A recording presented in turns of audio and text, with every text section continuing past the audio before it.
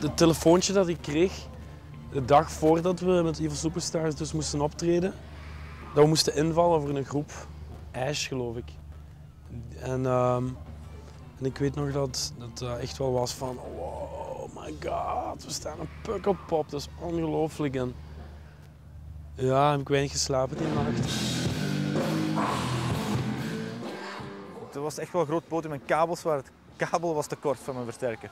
Ik moest mijn microstatief een meter naar achter sleuren. Dat was ook letterlijk heel straf, omdat we hadden het podium op en een heel tent vol met mensen die roepen. En dat is echt, dat was een heel speciaal gevoel. Wat was de eerste reactie? Huh? Was het goed? Ik weet niet, ik was aan het slapen, het was in het midden van de nacht. Uw tweede reactie eerst. Geen commentaar. Ik herinner me dat wij nooit zenuwachtig waren. Dat had ook geen avans, want mensen die keken zomaar wat naar ons hoor. En ja, wij deden wat wij deden. Dat is nooit echt dat we een uitzinnig joelende massa voor ons hadden staan.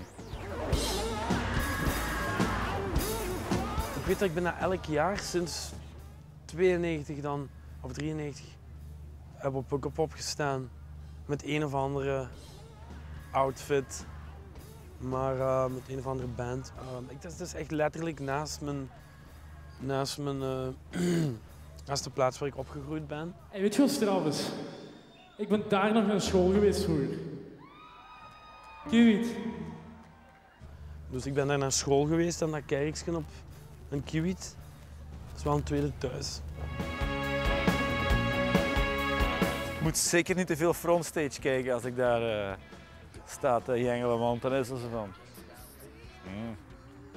We weten wel wie jij echt bent. Ik doe je best, maar...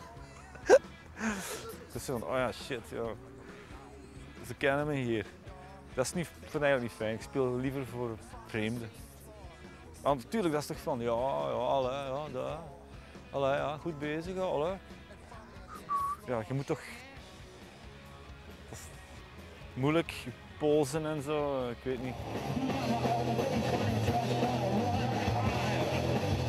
Ik heb op elk podium denk ik gestaan, maar ik weet niet of ik in een tent heb gestaan ooit. Dus ik ben wel blij dat ik dat ook in het lijstje kan toevoegen. Tent. Ik ben wel eens een keer per ongeluk in het rijken van Slipknot mee halverwege naar het podium gewandeld. Ik wist niet dat die mannen, van het moment dat die uit de kleedkamer komen, al volledig in karakter, op de rij. En ik wou dat gaan zien, ik zei ik ben weg en toevallig, zonder dat ik dat wist, liep ik mee in die rij. Ik draaide me om, ik zag die ene met zo'n masker zien van, ja, wat kom jij hier doen? Sorry.